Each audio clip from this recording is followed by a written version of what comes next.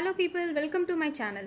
In this video, I am going to show you how to automate the actions like radio button, clicking the radio buttons and checking the checkboxes or unselecting the checkboxes. So that and all we are going to see in this video. Here this is the CodeSub.js official website. Here we can see all the documentation that has been provided and needed to set up the automation using the CodeSub.js testing framework with a lot of helpers they have provided support for. In this video, we are going to show with the Puppeteer. So that's why I'm going to land on this Puppeteer page where it will have all the documentation related to the configuration and how to access the helpers and the built-in methods. So these are the functions that has been provided support for from the CodeSub.js for all the common actions we do using automation. Okay, so this is the testing website where I'm going to perform the automation on clicking the checkboxes and radio buttons. So let me go to that page. So on landing this URL, I'm going to click on this registration, and here you can see all the text boxes, radio buttons, checkboxes, drop downs and everything.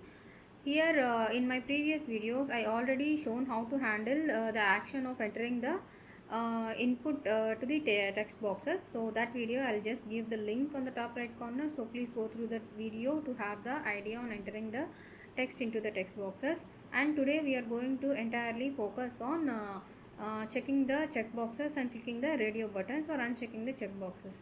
Okay, so without any let me open the IDE.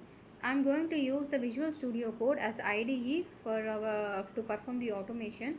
For that, here we have already some tests created. So to have the new test created, we need to use the command npx codesub.js gt to create a new test file.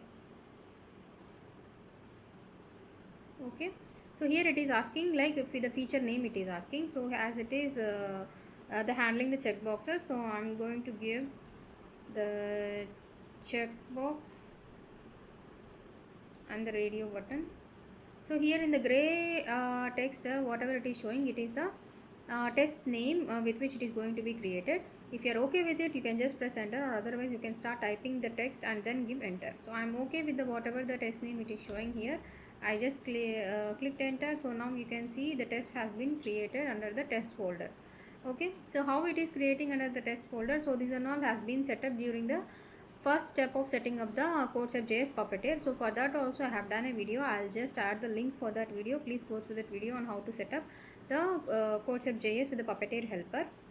Okay, now we have created the test file, and this is the basic skeleton that has been provided by the CodeSub.js testing framework itself to start writing with the scenarios.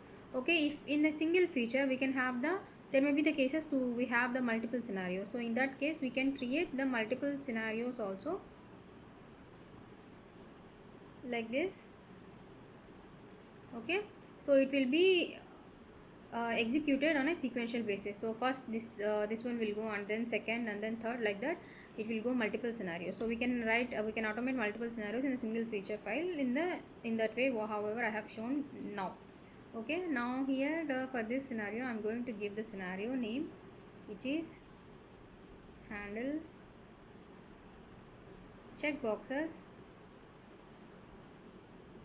and radio buttons. Okay, so this is the scenario name I have given here. Now we need to start with writing the functions. Okay, so now if you go here you can see all the inbuilt functions that has been provided. This is the function that we need to use to launch the web page in a web browser. Okay, so I'm going to use that. Here are the few examples they have given how to use this function. So for every here if you see they have given only the slash alone here. In that case what it will do, here if we go in the configuration file under the Puppeteer helper, you can see the URL property where we have assigned the base URL.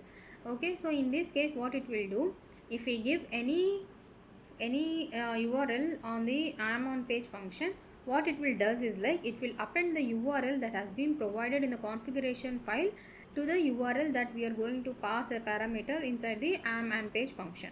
So that's how it works. For example, if your automation project has a different website that needs to be tested, in that case my suggestion is to not to add the URL here in this way, because it is a very static way of handling. To handle in such cases, we can have it handle in a dynamic way, or otherwise you can just have it as empty here, and then you can pass the entire URL in on the am on page function based on your scenario, based on the website that needs to be opened.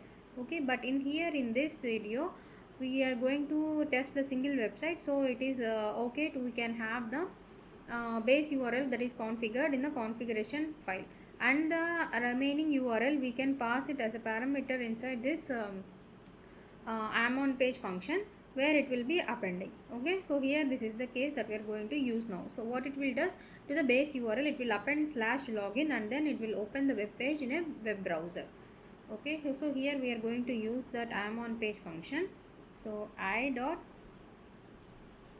am on page, and I'm going to launch the URL here. So this is the page we need to launch, so I'm going to copy this entire one and then going to give it here. Okay, so on executing this method, we will be launching the web page. So on launching the web page, what we need to do, we need to scroll down and then we need to click on this. So for that we need to get the element for this. So I'm going to use this one. So I gave a command F in Mac, and here if you go write I'm going to write the CSS selector href, what it is, registration of PHP. So you can see it is identifying and it is only single element. So now I'm going to use this selector. So before performing any action on a particular element locator, it is always suggestible that we can wait for that element. So I'm going to use this function wait for element,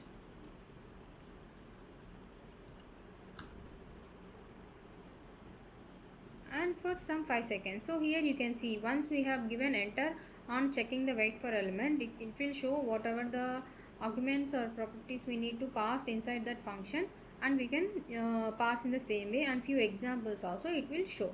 Okay, so now we have wait for the element. Now we need to click on it. So I'm going to give this save.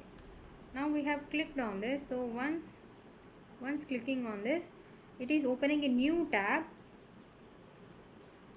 with a registration form inside in it. Okay, so here to handle the new tab, we need to check for any functions it has been provided support for. So here you can see it will show wait for the number of tabs. We can directly give the switch to next tab also. So here we can have the support for switching to previous tab or the next tab, or switch to any iframe or something. So for in this video we are going to just concentrate on the switch to next tab. Here they are giving the examples in a two kind of ways, where we can pass the tab number or tab index, or we can directly give the switch to next tab. So if there are multiple tabs, then we can just give the index number kind of which tab it needs to be moved, focus, and then otherwise if there is only one tab, then you can directly give the switch to next tab. So before using this function, I'm going to use this method wait for number of tabs, so that it will wait until the tab is loaded. To avoid the wait tab is not available or that kind of errors, to avoid that I'm just using this wait for number of tabs. So here how you can identify the number of tabs.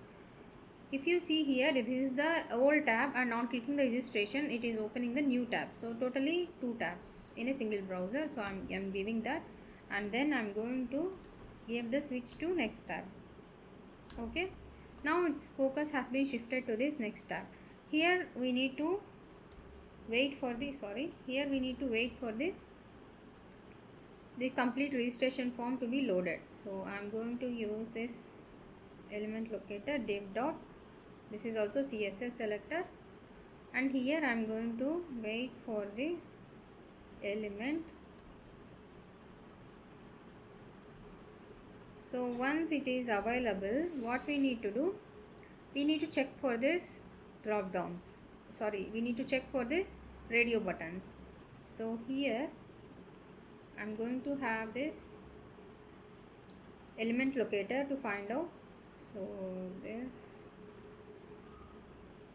div dot radio wrap, and then here we have 3 labels inside to nth of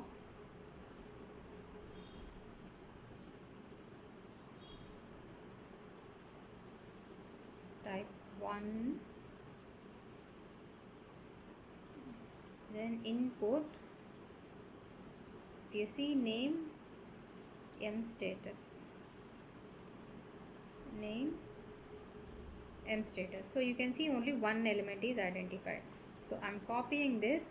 So here there are two ways to handle this. One is dynamically and one is static. So what is dynamic way? You can create a function as you needed, and you can pass a parameter, and that parameter text you can pass while running time, whether you need to select single or married or diverse.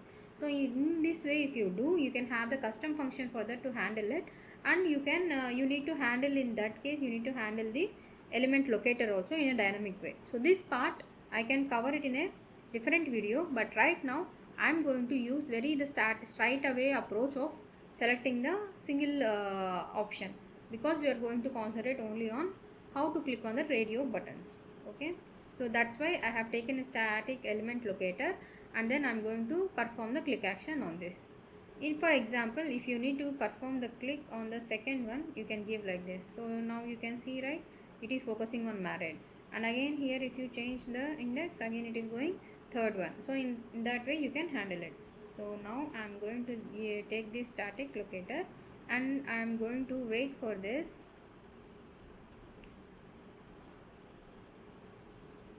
and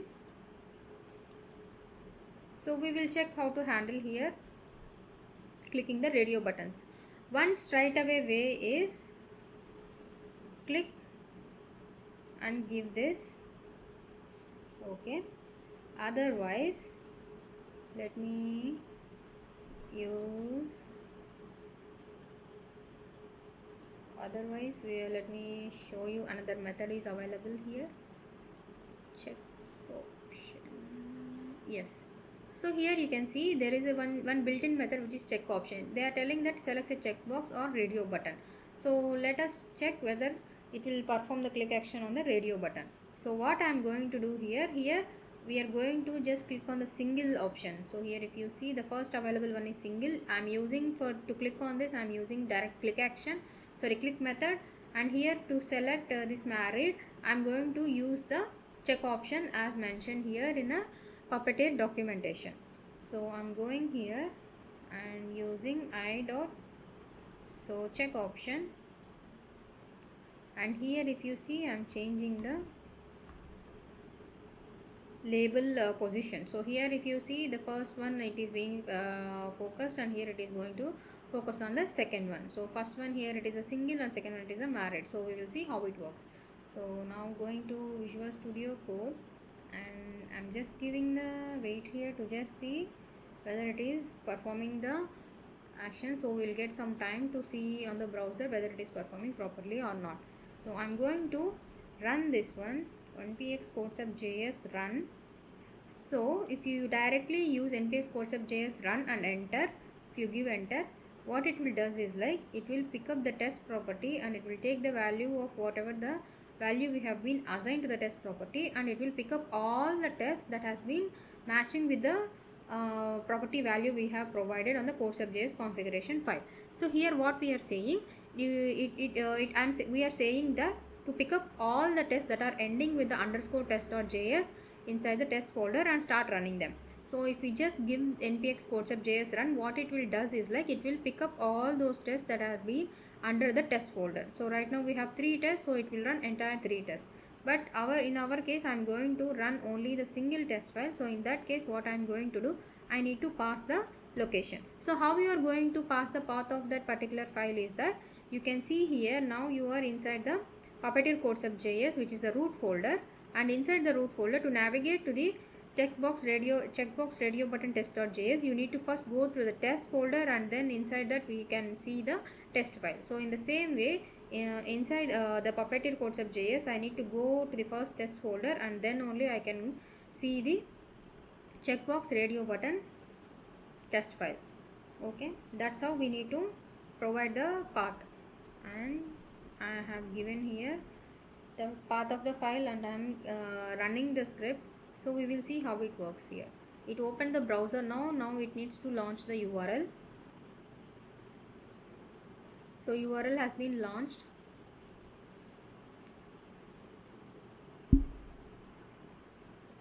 Now it has been scrolled down and it's clicked. So it is showing are not met after 1 second. Okay, I will show you why this error is coming here. If you just see on this, they are telling expected tabs, and we can give the wait time for that to be loaded the number of tabs. So here by default it will be 1 second, as I didn't provided any seconds number. So now what I'm going to do, I'm going to give some wait time here to avoid this error. And in the console box, the failures itself, you can see the reason why it is failing, and from that you can identify where is the error and we can think of how to fix that. Okay, so now again I'm running the test.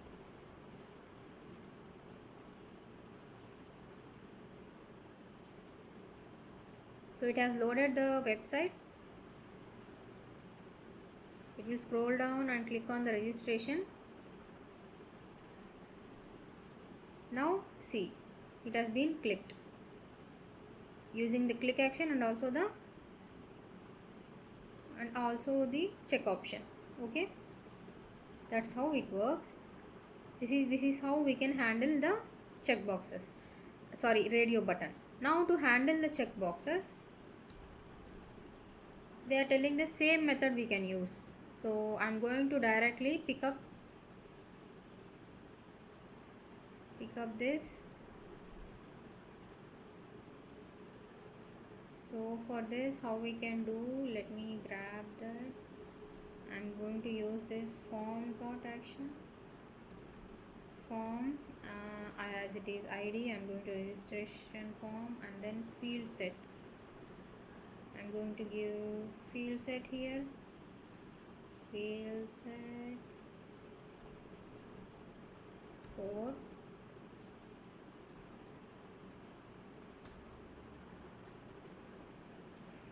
Is this one.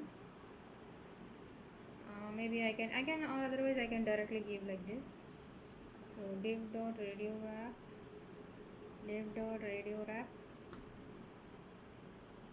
label, and previously how we have done in the same way.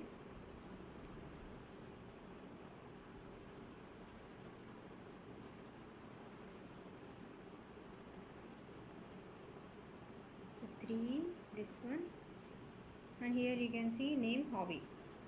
So I'm going to give input name hobby. Okay, I'm going to pass this I dot check option, this one. Okay, and on checking this, there are methods, one more method to uncheck it. Okay, so here I'm going to uncheck option. Okay, uncheck the, here also unselects the checkbox or radio button. So I'm going to use that I dot uncheck option. Sorry, so let me copy this. Okay,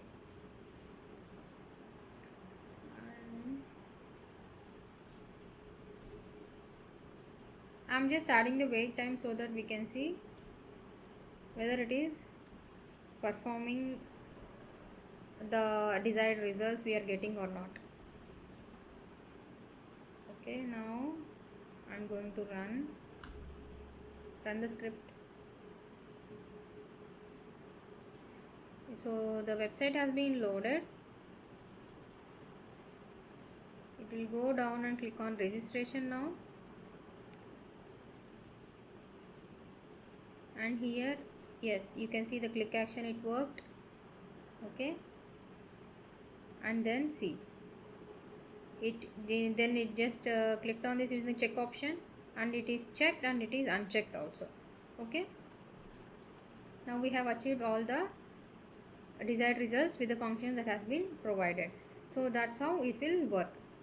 So in this way we can handle the radio buttons and the check boxes. So please subscribe to my channel for more videos, and don't forget to like and share if you find it useful. See you guys in my next video. Thank you.